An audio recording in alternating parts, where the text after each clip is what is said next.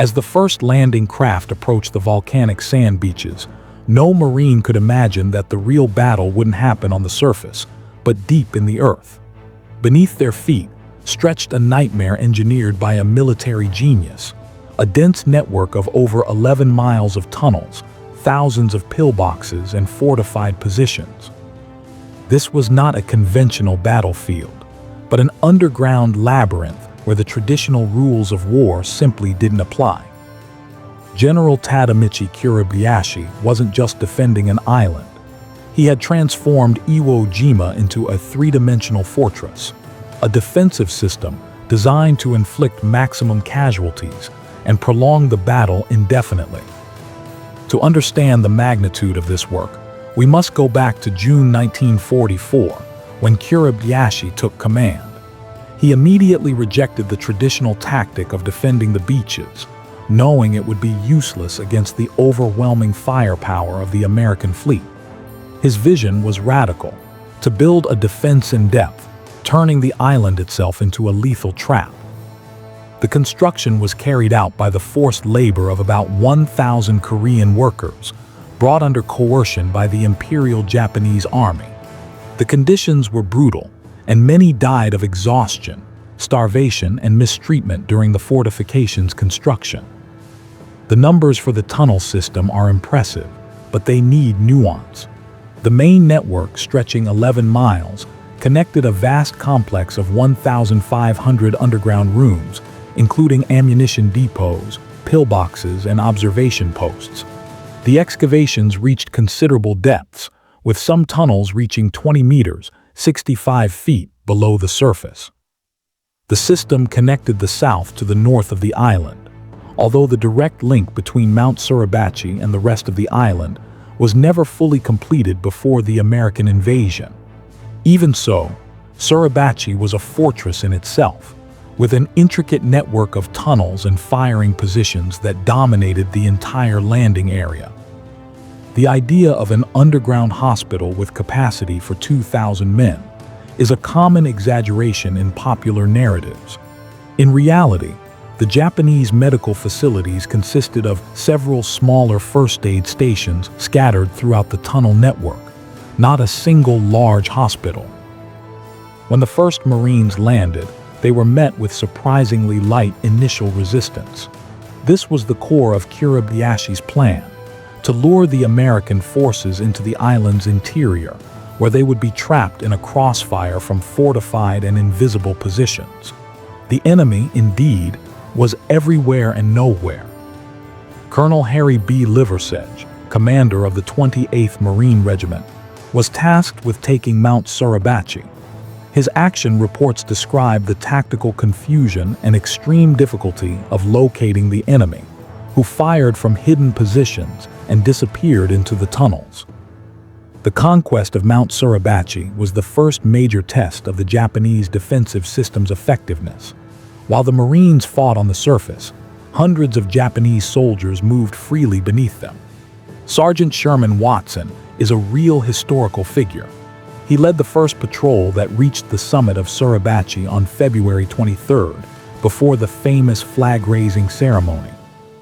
His accounts confirm the feeling of fighting a phantom enemy, but the exact quote, "They were under us, beside us, everywhere," is a dramatized paraphrase of his experience, not a literal transcription. Hill 362, actually a complex of hills, 362, 362B, and 362C, was the epicenter of the fighting in the north of the island. The battle for these positions was a perfect case study in cave warfare. The Marines had to develop specific tactics to clear each position. The use of flamethrowers, demolition explosives, and white phosphorus grenades became essential to neutralize the entrenched defenders. The visceral description of tunnel combat, however, is authentic and accurately reflects the accounts of many veterans, like Marine Eugene Sledge, who described the battle as a nightmare in a tomb. The claim that 70% of casualties were inflicted by positions connected to the tunnel system is a plausible estimate, given the nature of the Japanese defense. The official statistics are brutal. Of the approximately 21,000 Japanese defenders, only 216 surrendered. The rest died fighting, most within the very tunnels they helped build. On the American side, the battle resulted in over 26,000 casualties, including nearly 7,000 dead, the bloodiest campaign in Marine Corps history. General Holland Smith, commander of the Expeditionary Forces, later admitted he underestimated the sophistication of the underground defenses.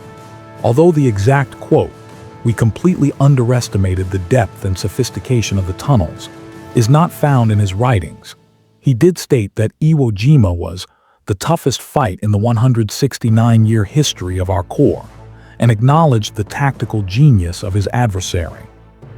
The date the island was declared secure is a crucial point. American command declared the operation complete on March 16, 1945, but the fighting did not stop. Thousands of Japanese soldiers remained hidden in the tunnels and continued to launch night attacks for weeks, and even months after. The battle was only considered officially over on March 26, after one last, desperate Banzai attack. The legacy of the Iwo Jima tunnels is indisputable. They represented the pinnacle of underground warfare in World War II and forced a revolution in American urban and subterranean combat tactics, with lessons that would echo in future conflicts. General Kuribayashi's final transmission is one of the most poignant moments of the battle. On March 23, 1945, he sent his last radio message, not to Tokyo, but to the garrison on Chichijima. All officers and men of Chichijima, goodbye from Iwo. He did not claim that Iwo Jima would never be truly conquered. His last known action was to lead a final attack with his remaining officers, preferring death in combat to capture.